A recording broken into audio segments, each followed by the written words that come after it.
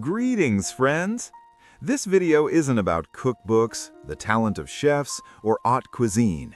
It's about human stupidity, laziness, rage, and pure chance, which, ironically, have become our favorite dishes. History is full of mistakes, and sometimes these mistakes are damn delicious. Centuries ago, in a French cave, a young shepherd abandoned his lunch, a piece of sheep's cheese and bread, just because he spotted a beautiful girl on the horizon.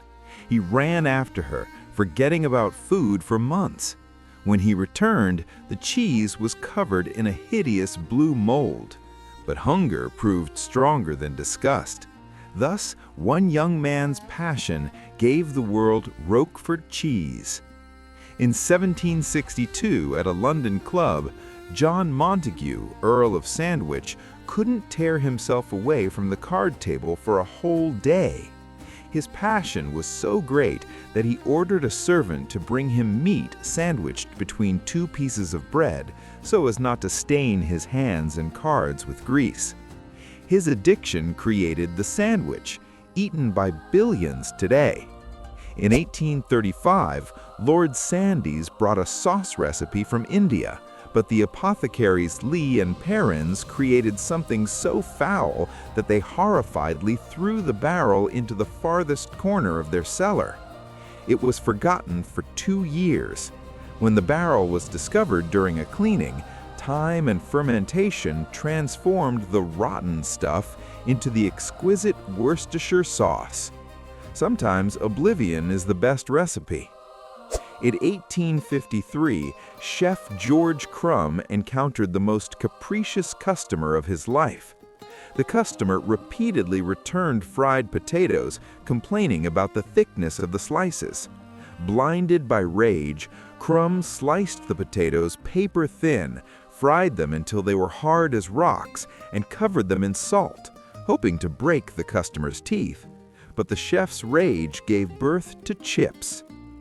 30 years later, Stephanie Tatine, tired of the influx of guests at her hotel, accidentally overcooked apples in sugar and butter.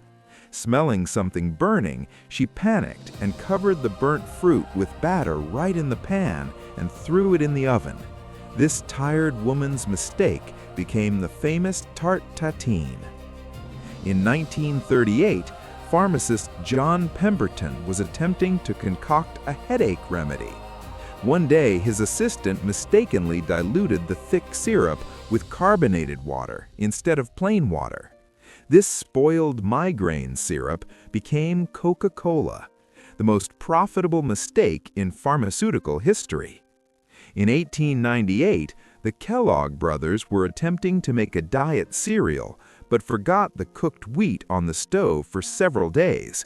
The product became stale and flaky. Trying to salvage something, they rolled the mixture through rollers and fried it. Thus, a dietary failure became cornflakes.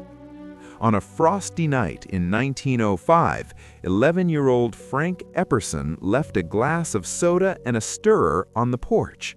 The next morning, he discovered a cylinder of ice easy to hold. Childhood forgetfulness gave the world popsicles. In 1938, Ruth Wakefield was baking cookies and discovered she had run out of chocolate chip cookies.